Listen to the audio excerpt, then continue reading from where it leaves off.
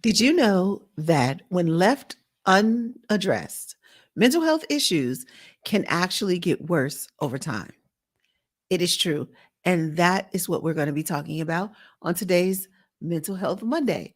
We are going to address men's health throughout the month of June. No matter when you're listening to this, men's health is important, but it's especially important, or we're going to bring some awareness to it because that is what we do here on this YouTube channel. So thank you for joining us, and let's get into today.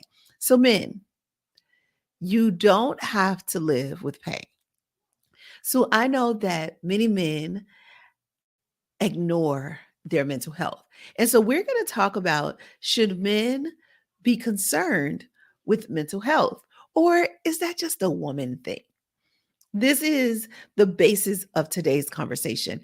And Mental Health Monday is where we really take the time to go deep. We address what might be kind of lingering beneath. Maybe you have some questions, or if you had some questions, you don't know who to ask me. I'm here for you. So I am Kanae Quarter, National Certified Counselor and the CEO of Presidential Lifestyle. So let's talk about mental health for men, and should men be concerned with their mental health? Men, you do not have to stay in pain. I know, I know. You're saying, I'm not in pain, Kanae. Hmm. I know. Yeah, I know that sometimes you are. But I also know that you like to say you're fine, right? I'm fine. Have you said that? I can handle it. Have you said that? It's not that bad. Have you said that? I'll get over it. Have you said that? It'll be fine. I'll get to it. Or maybe you've been playing the victim. Why is this happening to me? And all of the people and all of the things are against you, but you're still not addressing that either. Does this sound familiar? Well, every day that you wait to seek professional guidance is a day you can't get back. Like, you can't get it back. It's a day that you could have been happier, more relaxed, more loving, received more love. Did you know that your mental health challenges could be in the way of you giving and receiving love? Yes. And I know that you have your voids, right? And then you have things that you use to fill them. Maybe it's porn, maybe it's drugs, maybe it's alcohol, maybe it's women, sex. Um, so many different things. It could be men, because when I talk about this, this is not just heterosexual men. This is also homosexual men feel this can be this way as well. So no matter what, now I get it. Women, there are women out there who are saying, "Well, I've kind of done the same thing." Well, you're probably in your masculine, and in the next week or two, we're going to talk about masculine and feminine energy, especially when it comes to healing, but especially in when it comes to how you deal with mental health. And this particular month, we're going to go deep when it comes to males, especially when it comes to masculine energy. So, a lot of times women have an outlet. Now, when I'm talking in generalities, go with me on this. When I say men, I'm talking about males, and women, females. Not necessarily feminine and masculine energy doesn't have anything to do with who you prefer to love in a romantic relationship. This is in general the way the male brain works, and in general the way the female brain works and processes trauma. So women typically have someone to talk to. They have friends, they have mothers, they have pastors sometimes. Sometimes women would even talk to the stranger on the bus or the airplane, and they'd get that stuff out. Well, men typically hold it in. And when they hold it in, it festers. And then things get piled on, right? If it was just one thing you were holding in, maybe you could handle that. But you're holding in that thing from when you were 5, and then that thing from when you were 7, and then that thing from when you were 11. And then that thing when you were 18 and 21 and 19. Oh, I went backwards. And 32 and 44. You see what I'm saying? It just piles, piles, piles, piles, piles on top. Never mind the fact that you're trying to figure life out and you're trying to figure out the external and you haven't even figured out the internal yet. Do you see how confusing this could be? So if the external, if you haven't figured out the internal, what you usually do is focus yourself external, which is why the drugs, alcohol, the porn, and sometimes it doesn't have to be the negative things. Sometimes you can use work, you can use working out. There, maybe you do use falling in love and you pour your love into people. And maybe you could do gardening. You just spend all your time in the garden. I'm just saying you fill voids with something external rather than addressing the internal. This can lead to depression. It can lead to anxiety. And I mean, really bad anxiety to the point where you can start to have panic attacks. And this can also lead to narcissism. This is where a lot of um, people, let's just say, are talking about narcissism right now. And when you hold in your hurt, it can come out as narcissism. It can lead to so many different mental challenges. But here's the thing, it can start out as a challenge and it can fester and become a real illness. So, why don't you deal with it while this fixable problem is smaller, right? Because it can get worse. Now, I'm not saying that it will, but it can. And if you can handle it now and be on top of it and feel better, right now, I want you to think about what is the way you would want to feel? Not, I know, don't stop yourself, not the adult way, but like the childlike way. If you really tapped into your younger self, what would your younger self say? Fun or relaxed or loved or comfortable or some word that really resonates. So I want you to really think about it. What is the way you'd want to feel? And I don't mean that like hold on, white knuckle it kind of feel, that stress, your shoulders are tight and it's not enough massages in the world to release that stress because it's internal. And you can't do external things to get it to go away. So just think about it. What is the way you'd like to feel? And what's in the way of you feeling that? Hmm. Could be your stress. You could be blaming it on your job, right? It's your job. If I had a better job, then I wouldn't be so stressed. Oh, if I had a better wife, I wouldn't be so stressed. If I had better kids, I wouldn't be so stressed. If I had a better car, I wouldn't be so stressed, right? You're blaming it on all these outside things. But let me tell you, the stress that you feel today, you got it when you were between 0 and 7 years old. Yeah, that thing that happened is still affecting you today. So I want to tell you two short stories. I was working with a teenager, and for years, he had been repeating the same patterns over and over and over again. Now, he kept dating three girls in a row. He kept dating these unhealthy girls who needed therapy themselves. And he would always just become their therapist.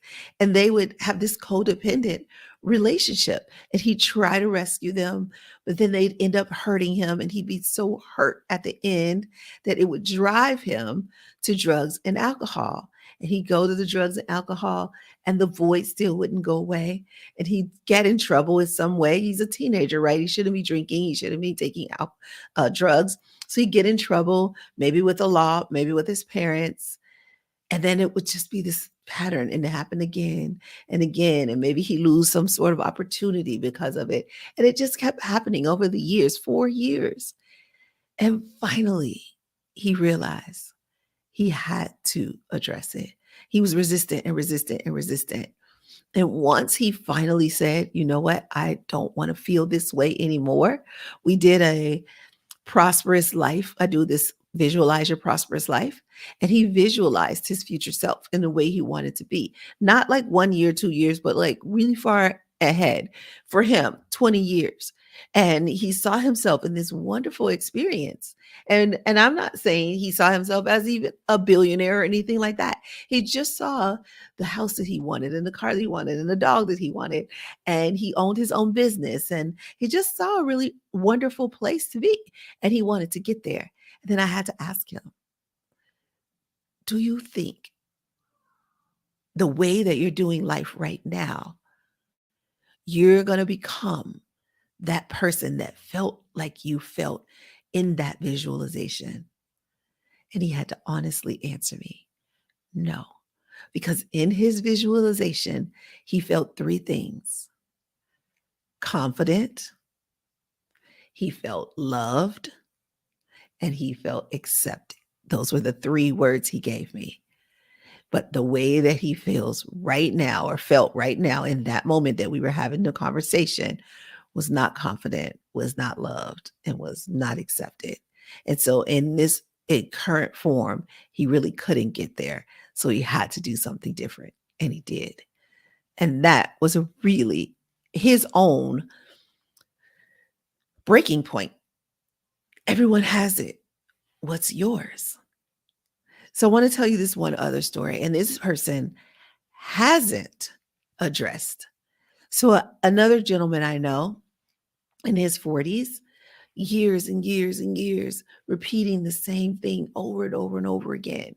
So many times, this man has come so close to death. I'm talking so many times. Car accidents, several different car accidents. There was like this revenge thing that was done to him, that someone tried to kill him. There were so many things that happened to him, yet he still comes out on top every time. Now he's a little more damaged every time because that's the way it works. Maybe he has a scar, maybe he has a limp, maybe he has, whatever. So many different things. But he is still unwilling. He just drinks more because that'll work, right? It works for everyone else or no one else. It's never worked ever. But he'll just drink more, or he'll take more drugs, or he'll have more sex with more women, or he will work more, or whatever he would decide to do. But one thing about this man, if he ever decides, when he ever decides to clean himself up and do his mental health work, he will be so at the top of his game because I've seen him do it before. And it is incredible the work that he can do. It is incredible how much of a leader he is. And there's spurts in his life where he gets a glimpse of this leader he can be and where he shines and people just are in awe of him and his business grows. But he goes back because he hasn't healed the trauma that has kept him trapped in bondage to this habit, to this repetition. And this man knows in the back of his mind, in his subconscious brain, he knows that he can heal. And he also knows that when he heals, that there's a level of success that's going to come to him that he is not, that he's even can't imagine, right? He can't even imagine it because if he could imagine it, he wouldn't be doing the things he's doing. And this man has children watching him, loved ones, a mother who he's stressing out. So many men wait too late. Let the drugs take you out. Let the women take you out. Let the stress take you out. A heart attack. Yeah. And it doesn't have to be that way. So if this is your first time watching me in these kinds of videos, my suggestion to you is to go back. All through this year, I have been dropping some serious gems like golden nuggets. And I'd say go back and binge watch these videos because I imagine that one of them is going to give you a breakthrough if this one hasn't. I get that this might be dropping a seed. I just might be planting a seed for you. But for some of you, you've heard all of this before, and I'm actually watering your seed. But for others, you've heard this 1,000 times, and it is time to harvest. I say, go look for a professional. There's so many outlets. Whether you just Google therapists in my area. Now, I personally suggest if your company, if you work at a remote company, let me say this, if you work at a company that has a distributed team or remote team, then they can work with our company and we can help you. But there's still so many other ways. You can just Google therapists in my area, like I said. But my suggestion would be for you to use a therapist that is trauma informed, because I can almost guarantee you without even meeting you, just by if what I said resonated with you, if either one of those stories resonated with you, then you probably have some trauma in your past. Maybe there's something that went on with your mother. Maybe there was something that went on with your father, like these two gentlemen that I just talked about. Maybe there was something that happened with a kid in your neighborhood. Maybe there was a death in your family that devastated you. There was something from 0 to 7 that happened that was unresolved, and you are still pushing it down. And because of that, your brain is trying to heal it, and so it keeps repeating the pattern so that it can finally heal from it. And you keep every time you get the pattern, you just do the same thing. You think something different is going to happen if you do the same thing. I'm here to tell you it's not. And I know that they say doing the same thing, expecting a different result is the definition of insanity. Well, I want you to know it's just the definition of humanity. We all do it. Every human being does the same thing, expecting a different result. So you're not alone, you're not by yourself, and you're not the only one doing it. It's not your fault. It is the way the society programs us. But it is your responsibility. So it's time to do something, and you can do it today. Let this be the seed that gets you to grow. And that is where I will leave you. I'm going to leave you with a little field work. So, what is one step you can take towards addressing your mental health challenges today? One step you can take today to start addressing your mental health challenges. You can put it in the comments if you like to share, or you can just go within and share with yourself and then do it. Don't stop. One step at a time. You will get there. That's what it takes. You don't have to do it on your own. I bet there's someone in your life who has been waiting for you to say, it's time. I've hit my breaking point. I want to heal. I want to feel and finish that sentence. I want to feel happy, relaxed, confident, loved, peaceful, safe, accepted. How does that feel? Just saying the word. Yeah. Thank you. And if you want to just look into what we do, go ahead. I invite you to visit our website and connect with us at tryculturesync.com. Now, you can get a demo if you are the CEO, or you can send this video to your CEO. Because guess what? Your CEO might also be stressed because of past trauma. Imagine that. And maybe your CEO is a woman, but the same thing might be true because she's probably working in her masculine energy. Anyways, I have so much to share with you. This one video is just the beginning of what we're going to talk about this month. But there's so many videos that you can go back to and listen to. I'll put one or two in the comments, and I'll see you next week. How does that sound? Does that sound good or good? I know.